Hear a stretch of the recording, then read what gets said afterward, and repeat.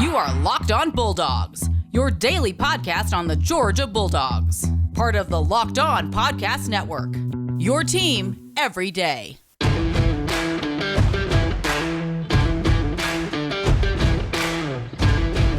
Hello and welcome to the Locked On Bulldogs podcast. Happy Friday. I am Daniel.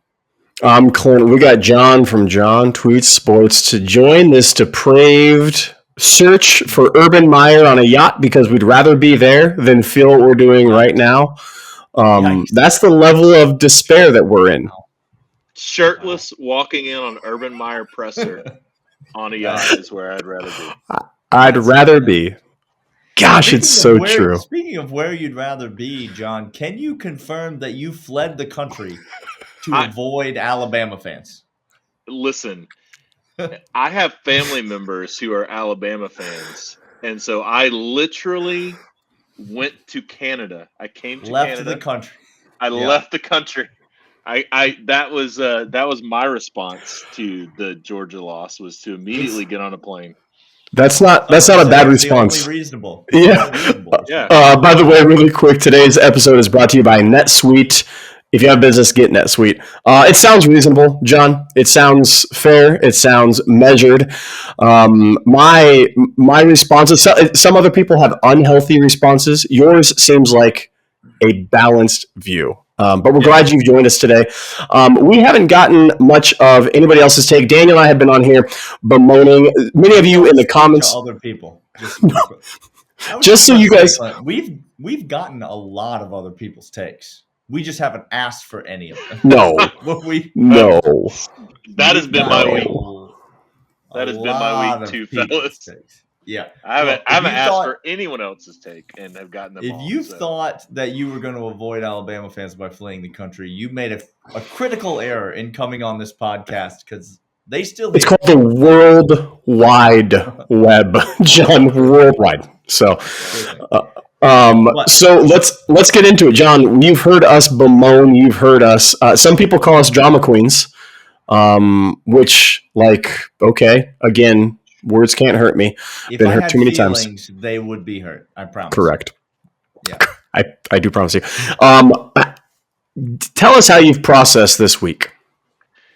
Man, it's a great question. I was at the game. So So for me, it was doubly painful because I had a great day tailgating, had a great day with dog Twitter, went into Mercedes-Benz, got there early, sat down in the seat in the 338 section with the all 22 view, and was able to see it live and in color. And so I have processed like you guys have. I have processed like most of the Georgia fans that I know have. It has been sackcloth and ashes, basically. I have done everything I could to find silver linings in the game, and you know what? I have decided to chalk it up to Nick Saban being the greatest coach of all time and Georgia being Georgia this week. Now, it's tough. It's tough. I've had to come to that realization for myself. The key qualifier for that is I will say this week, because 126 teams do not have a shot to win the national championship. Four teams do. But John, we've covered this on the podcast. Alabama has already won the national championship. Have you seen them celebrate? Have you seen them celebrate? They've already won the national championship. They have celebrated. They have celebrated. Some might say Alabama fans are celebrating like Auburn did in 2017 when Auburn won the Iron Bowl. I won't. I don't know if I'd say that, but some people, you probably wouldn't.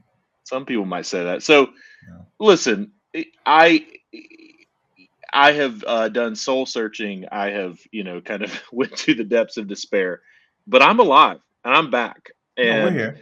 And we're here, and we out here. We're here, and Georgia is here, and we're alive. So we have a heartbeat. So I have come around.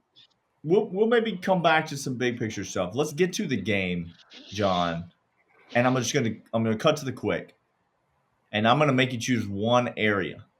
One area. Worst thing you saw on Saturday from Georgia.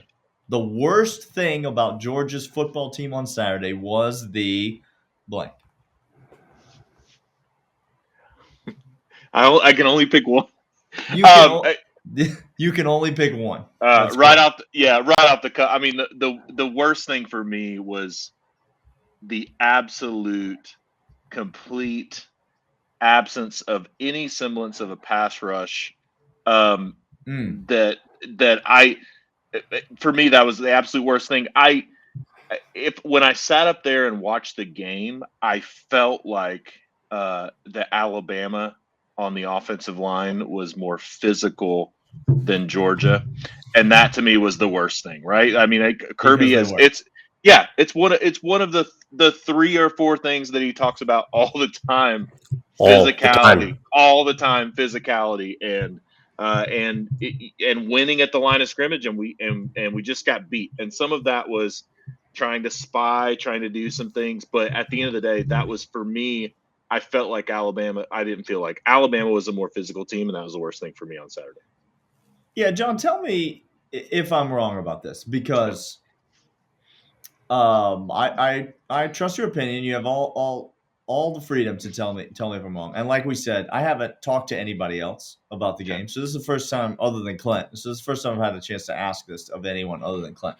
But the narrative out there is, boy, this game plan for Georgia sucked. This defensive game plan, these defensive coaches were terrible. Kirby Smart, Dan Lanning, this was an abomination from this defensive coaching staff. Now, I'm not trying to say that it was a gem of a game plan, but I also think Georgia just got whipped up front. I do think we brought extra guys. We did not sit there and rush 4 the whole game. Linebackers were coming, and they were getting stoned in the middle. Absolutely stoned by an Alabama offensive line that we talked a lot last week about looking terrible. And so, you say that. Is that what happened? Like, we just got whipped. That's what I felt like. So you're not wrong. You're not wrong. Like, Georgia got whipped up front on the line of scrimmage. And that is absolutely fair to say. Brent Rollins from UGAsports.com, he said that Georgia rush had pressure packages 44% of the time or something like that. So so Georgia they were trying to get to Bryce Young, and Alabama just won up front. And when we looked at it, I sat on here and talked about the Alabama offensive line, just like you guys did. 2 guys did not play in the game, and it was Dalcourt and Damian George for the Alabama offensive line that played a lot of snaps against Auburn. But at the end of the day, like, if you're going to win in this league, offense, we saw explosiveness. We know how important that is. But if you're going to win against Alabama, or if you're going to win against Michigan, or if you're going to win against, any team that Georgia has remaining on the schedule now, you're going to have to be physical. You have to show up and whip the guy across the line from you. It's how football is won, getting to the quarterback. And so I don't think you're wrong. And you can go and, folks can go and look at some of the statistics. I mean, Georgia sent pressure packages. We weren't running the Arkansas defense where we were rushing 3 linemen and dropping, 8 people or whatever, right? Like, I mean, there were guys trying to get there and they just couldn't. Yeah, stoned is the right term. It was an abomination of effort. It seemed to me, just like years before, it seemed like the LSU game in the SEC championship of past, where we were right there with Joe Burrow and he just escaped. He was like all of a sudden Houdini back there. We couldn't bring him to the ground. We were so close. It seemed like the same thing here. We were in the backfield and we missed where Bryce Young was going, or we got stoned by an offensive lineman. We'll come back after this and hear more from John of John Tweets Sports and the Dog Dispatch. If you're not on the mailing list, get there. But first, we'll let you know about On Location. Let's talk a minute, if you could, real quick, a hot minute, about kicking things up a notch for the big game. the grand stage, the Super Bowl. Super Bowl 56 is at SoFi, and it's less than 100 days away. And On Location, the official hospitality partner of the NFL, is the only place to score a once-in-a-lifetime Super Bowl ticket and experience package to the big game. Select your exact seats and choose from elite experiences featuring an exclusive pregame celebration with college stars turned NFL legends Troy Aikman, Marcus Allen, Tim Brown, Akbar, Baja Biamilla, and more, plus accommodations at 5-star LA hotels and food by the great Wolfgang Puck. Visit onlocationexp.com/SB56 for more information or search Super Bowl On Location. That's onlocationexp.com/Super Bowl or SB56 or search Super Bowl On Location. I want to also let you know about NetSuite. This is it, the putt to win the tournament. If you sink it, the championship is yours. But on your backswing, your hat falls over your eyes. Is this how you're running your business? Poor visibility because you're still relying on spreadsheets and outdated finance software. To see the full picture, you need to upgrade to NetSuite by Oracle. NetSuite is the #1 cloud financial system to power your growth. With visibility and control of your financials, inventory, HR, planning, budgeting, and more, NetSuite is everywhere you need to grow, all in one place. With NetSuite, you can automate your processes and close your books in no time while staying well ahead of your competition. 93% of surveyed businesses increase visibility and control after upgrading to NetSuite.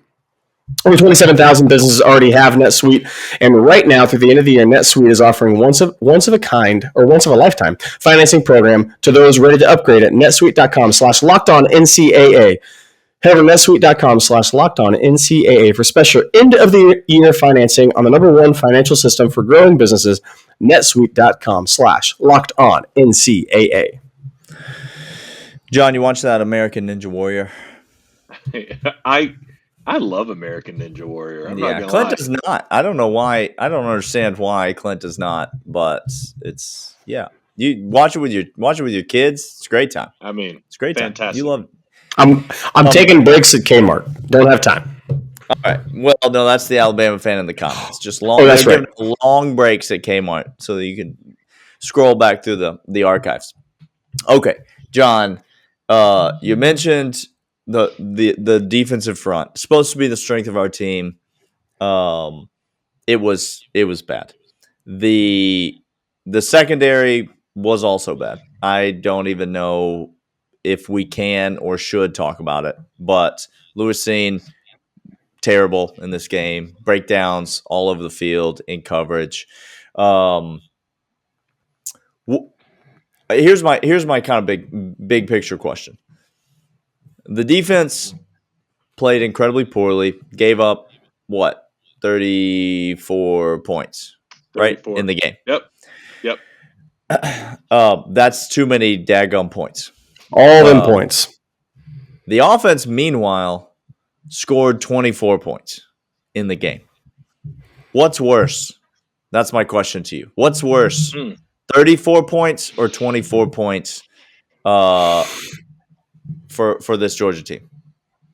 I mean, if we're talking about this specific game, it has to be the 24 points, and that's mostly because you had two opportunities where you were there to get points for the taking and you came away with no points, which is huge, right? Like, you think about the dynamic of the game.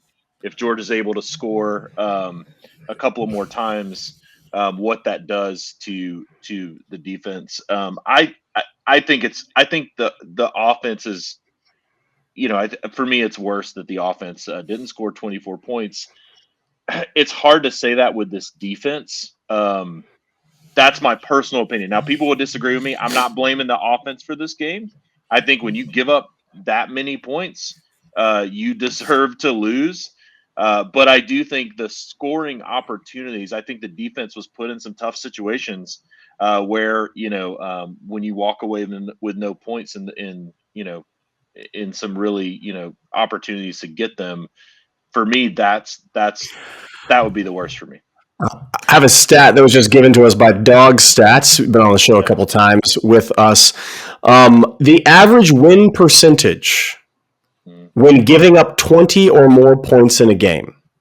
Okay, So under Kirby Smart, when Georgia allows more than 20 points in a game, we win 51.9% of the time. It's a coin flip if our defense doesn't stay on schedule and our offense can't keep up. By the way, conversely, Alabama, 81.3% of the time, they win when giving up 20 or more points. Yeah. So that's, to me, and I hear all that. And, you know, I asked the question, and I know the defense is supposed to be the strength of this team. But the longer I sit with this game, and I said something similar, I don't remember what day it was. They all run together now. I think it was Wednesday. Well, when you don't go out of the basement, Daniel, and you don't see the sun going over your head from one side to the other. Sun? What are we talking about? Okay. I said something similar early in the week, but the defensive problems, not all of them, but a lot of them, fixable problems to me, John. Absolutely. Yep. Some abject busts. Now, there were times when the dude lining up across from us was bigger, stronger, faster, and better than we were, and that's why they scored. We got beat. We got beat. But welcome to national championship football, right? Like you're gonna, right? Yes, and thank you again for reiterating that Alabama did in fact win the national championship 1 month and 5 days before the game was played.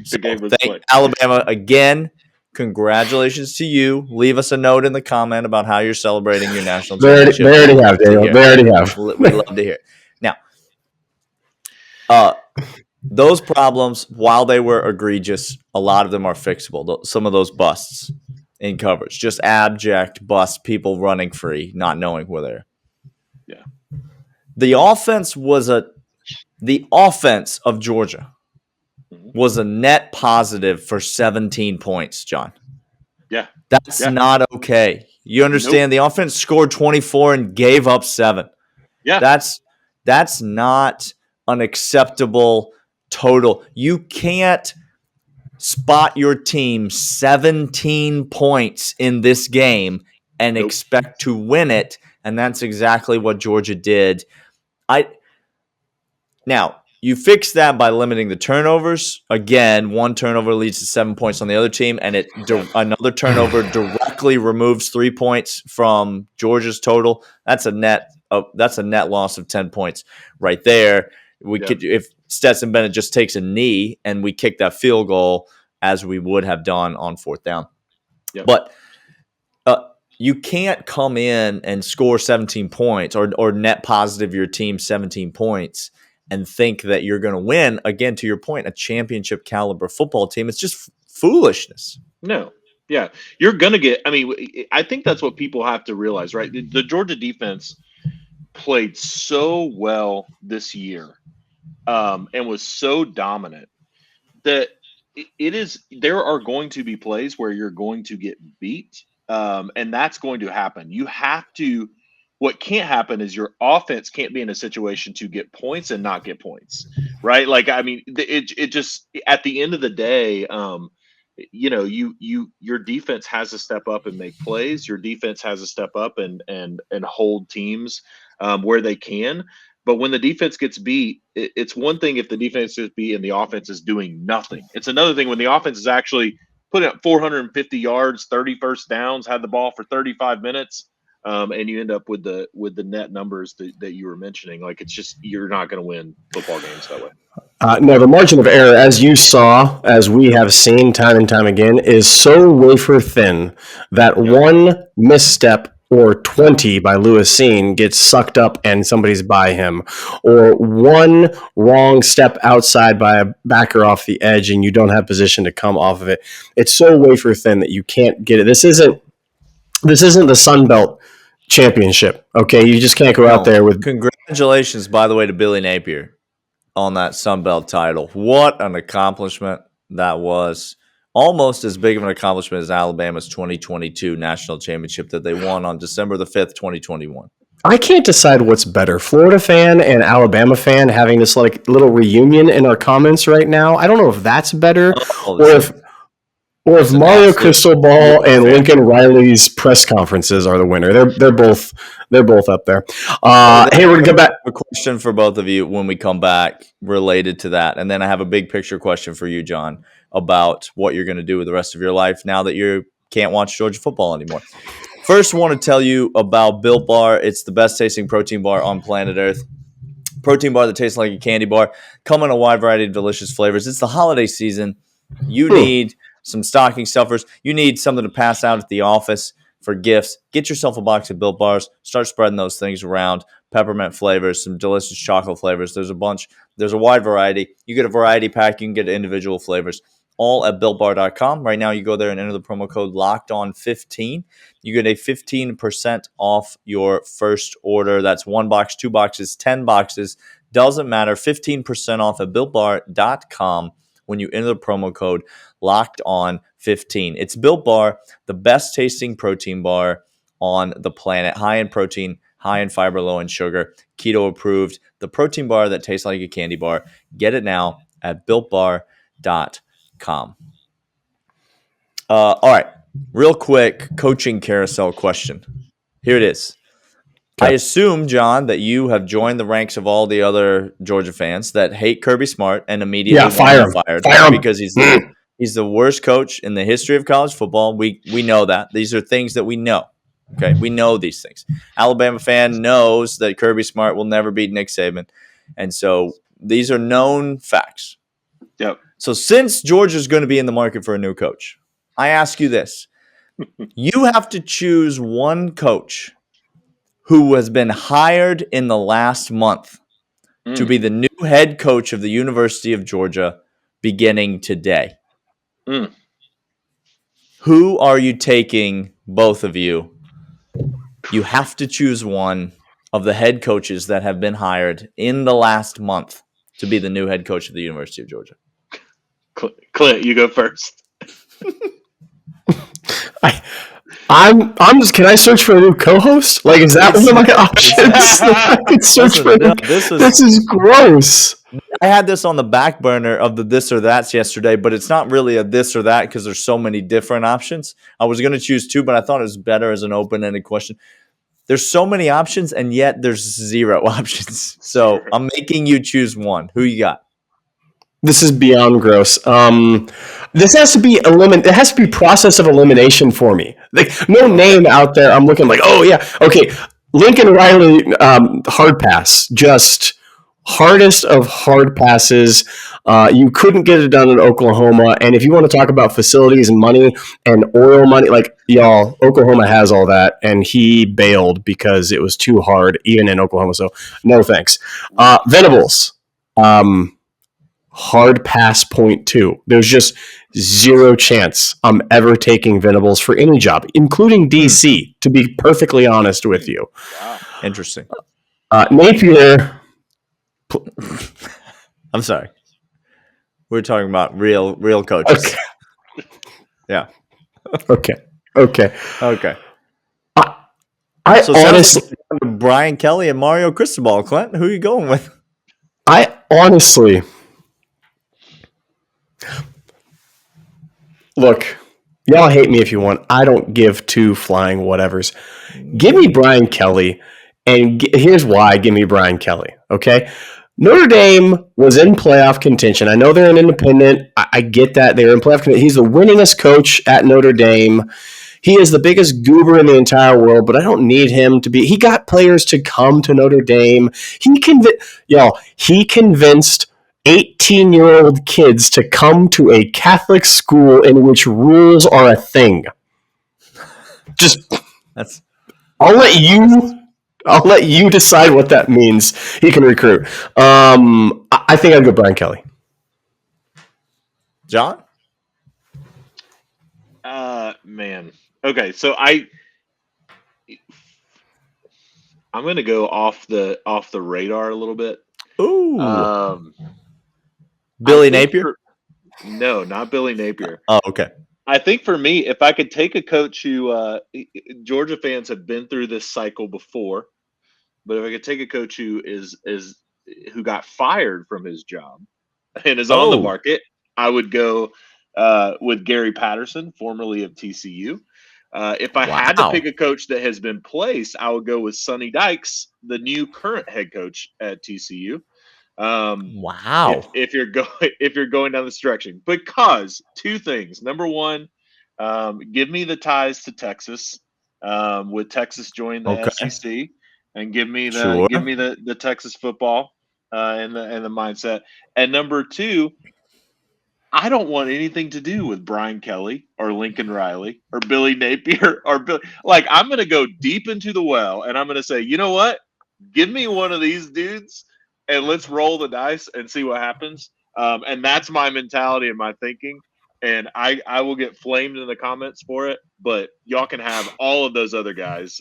Give me a couple of guys that know Texas and bring them over here, and let's roll.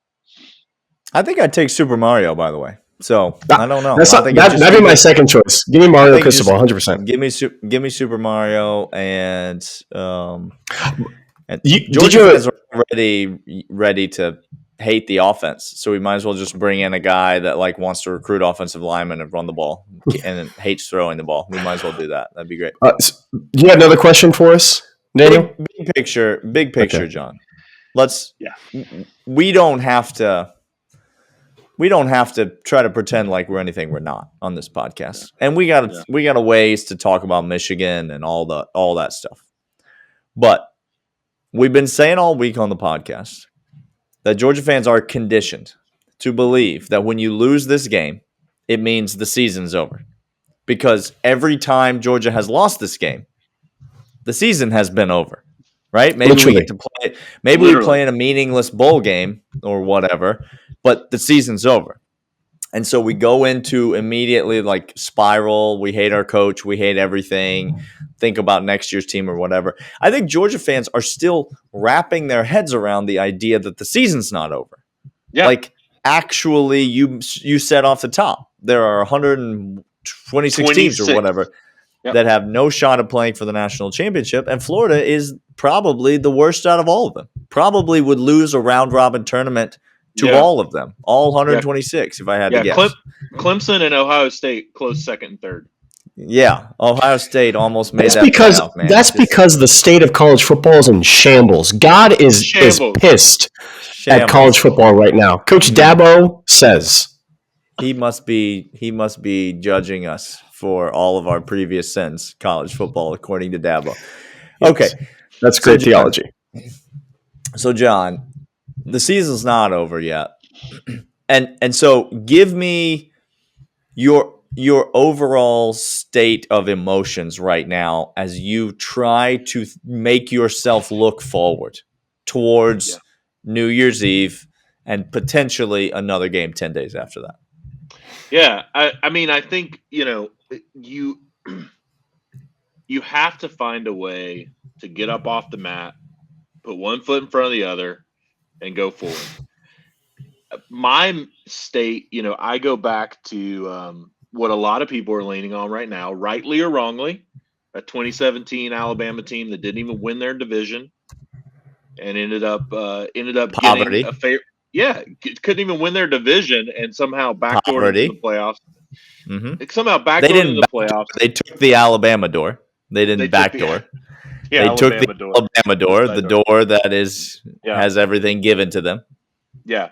What I don't believe is I don't subscribe to the this was good for Georgia and et cetera, et cetera, et cetera. No, but you do have an opportunity to pick yourself up off the mat. And so for me, emotionally, I look and I say, hey, we're going into a game that we should match up with a team, in a favorable way. We're going into a game that should benefit Georgia with what we've done all year versus Michigan.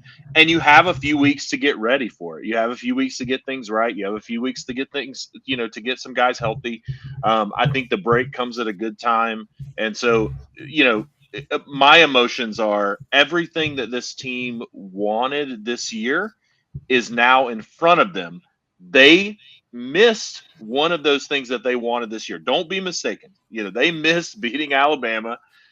They wanted that game. We wanted that game. But you have a chance to do it again. You have an opportunity to have a second chance if you can put one foot in front of the other.